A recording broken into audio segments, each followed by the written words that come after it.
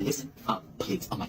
I'm trying to move to England. There's a job waiting for me. It's something that I specialize in, and it'll give me enough free time to also focus on my own work and building my own name. And I'm super excited. So it's gonna be with my friends, and it's awesome. And right now, I'm actually incredibly lucky because I have friends in England who offered me a job doing things that I love with people that I love. Right now, I have an incredible job working with amazing people in England waiting for me. And I just have to get. I just love asking for help on the internet. Because like I found my dream job, and I got my dream job, but I gotta go to the dream job. And the only way to do that is to pay to get there. I was supposed to be working for Sir Temple of Black is Black and Culture Hustle fame. I was actually supposed to be working for him as part of Culture Hustle. Career was in a full upswing. I had just done my first solo exhibition. I was being handed so many opportunities. As stupid as it sounds, I was kind of a local celebrity, but I knew that my dreams were a whole lot bigger than Texas, and I needed something else. And after getting to go to England and visit the Culture Hustle studio and absolutely fall in love with the work they do there, and after looking up to Stuart Temple for like half my life, I asked if I could work for him, and he said that we could figure something out. And he knew that I had a deadline to make it happen, but once that deadline started approaching, he completely ghosted me for months. And because I wanted to see the best in him, I assumed that he was just busy. I continued doing what I needed to do on my end, fundraising, working my ass off, turning down opportunities, selling almost everything that I owned, stuff that I still have not been able to afford to replace over a year later. But the closer we got to that deadline,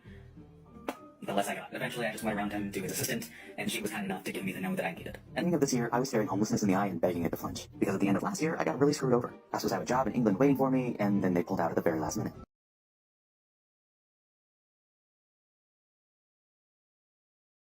A couple years ago, I flew halfway around the world to meet an artist named Stuart Temple. With the help of the scheduling director at the time, I got to spend some time in the Culture Hustle studio. I made amazing friends, I helped work on some things, and it was the most inspired I had ever been in my life. I definitely did not want to leave, ever. Before this visit, during this visit, after this visit, me and Stuart had messaged back and forth quite a few times. I thought he was great. But then, of course, I got back to the States, realized I really didn't want to be there anymore, and I wanted to go back to England. So I took a chance, which is what got me to the studio in the first place. And I asked Stuart outright, hey, I need to be out of my current living place by this time. If I can get the funding together, if I can make a move happen, would you hire me? And when he said that we could probably make that happen, I was ecstatic. I was over the moon. And looking back, that really was just a positive maybe.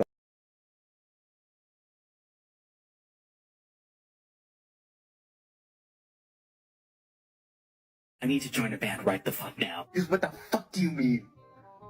What the fuck do you mean? If this is real, my dreams are revived. I am on top of the world. If this is fake... Oh no! Kevin Lyman, please do not fail me now. I need you to shove Live Nation's face into the fucking dirt, please. When We Were Young Fest is so fucking over, please. Please, oh my god. My 15-year-old emo heart cannot take this.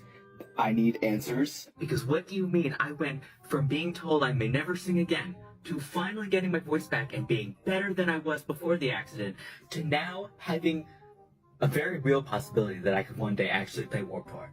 Something I also thought would be taken away from me. Normally, I would be screaming right now, but I live in an apartment and my roommate is working in the next room and I can be so normal about this. I am so normal.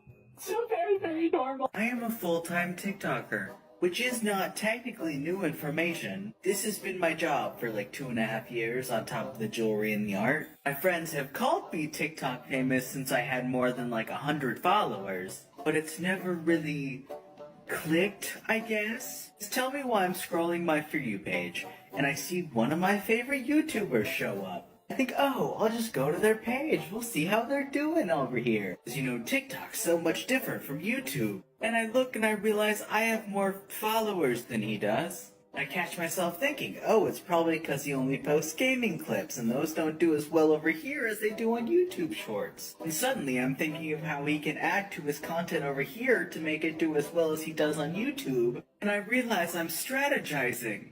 Because I understand this platform and how it works. Because it's my job?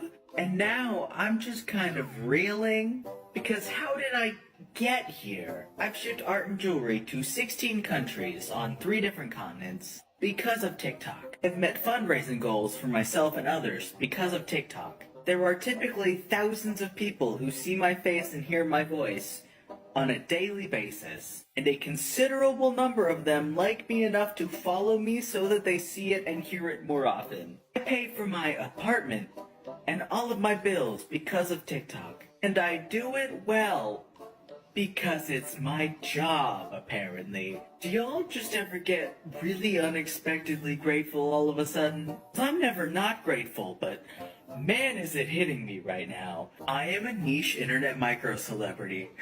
What the fuck? What is happening? I used to wish I was a Vine star.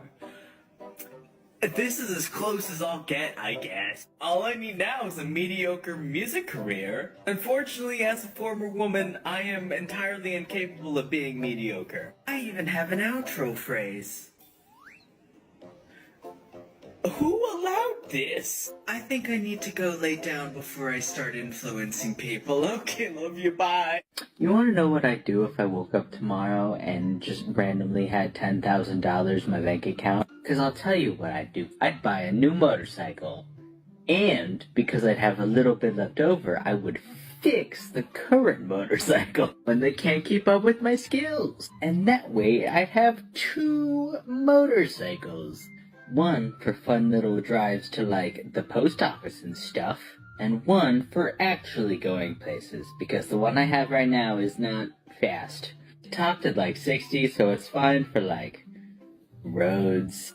But I have places to be, okay? And sometimes I would like to go the speed limit. This is Texas. Going too slow will get you killed, actually. Does anyone want to buy a painting for $10,000? Because I have some. I've got a lot of them. I will trade you my art for your money. Perfect trade, honestly. A win-win situation. And then I will spend that money very frivolously on a new motorcycle. Dude, that is very useful to me. Okay, go check out my shops. Okay, love you, bye.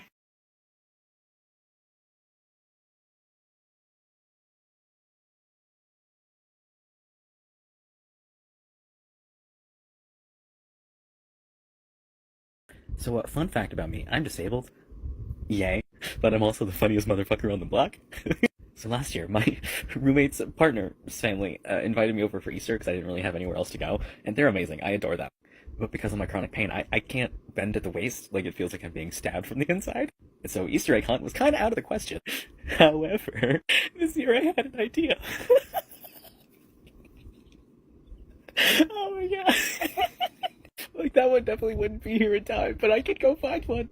I could go find one. I don't know if I have enough change to spare it, but I just might. I just might. I've decided that being allergic to alcohol is the worst allergy you can have. Not because I want to drink it, because I don't. I have no intention of ever drinking. Didn't even before I found out I was allergic. But it's in all the fancy, fun desserts. They just throw wine and shit. Like, it was such a nice cream cake. I love lemon cream cake. But I took one bite and something told me to stop eating. Something told me. And I waited 5 minutes, and my throat started to get all itchy, so I took a Benadryl, and then I go to look at the website to see if they have the ingredients on it, and they don't. They don't even have a description, because it's like the one of the week. No. I'm suffering. Don't be allergic to things. It sucks. I want cake, and you can't have any. Yeah, I'm sad about it.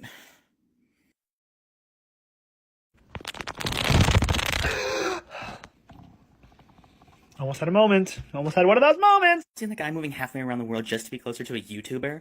If y'all think I would make a massive, life-altering decision that takes years of work to achieve, just because I was willing to admit on the internet that I think a musician I don't know has a pretty laugh, then y'all really have the wrong idea. And I suppose you have a better explanation? I was supposed to move to Bournemouth a couple years ago. I had a job lined up, I did a ton of research, made a ton of preparations, admittedly got a little too excited because it ended up falling through at the last minute. But when I finally dusted myself off and got myself back on track, and decided I could probably just move out of the US on my own, England was the easiest choice because I had already done so much of the work. But why Brighton specifically? But when I visited England and met the people I had hoped to be working with, I completely fell in love with the South Coast. I've always wanted to live near the ocean and it's gorgeous. And Brighton is a really popular city right now. I've got a bunch of friends and support in the area, and like with most college towns, it's got a thriving art and music scene. And people keep telling me it's the gay capital of the UK, which I think is hilarious. You expect me to believe that's the only reason? I mean... I'm sure I'm not the only guy in the world who would let his decision to move somewhere be influenced by a sports team. And why would you like their football club if not for a crush? I grew up in the sport. My whole family played, we helped run a non-profit youth club, I was a referee for 6 years. And when it comes to the Premier League, most of the other teams, Chelsea, Arsenal, Bournemouth, Leicester City, to me, they all play like assholes. They time waste, they flop, they play dirty. Brighton actually plays the game. I mean, I could talk about how Verbruggen, Van Hecke, Weaver are pretty much the sole reason I have a paid fan club membership to the Netherlands national team. I could talk about how Matoma is such an ace fucking striker, he literally has a PhD thesis that he wrote about dribbling. Or how the last transfer window broke my fucking heart because we lost Estupinian, who was my favorite, Lamptey, and Adingra. I actually think you should stop talking. Did you know that the head coach, Fabian Hertzler, was born in Houston, Texas? I really don't like you. Yeah, that's fair. You know, one of these brushes is the best paintbrush I own, and it's not the two that cost me money.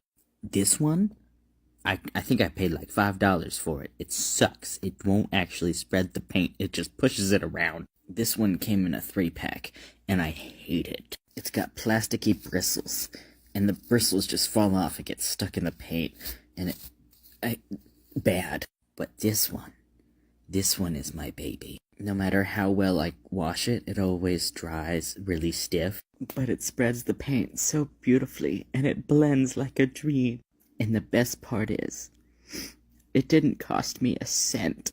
I found him in a McDonald's parking lot, and I love him more than life itself.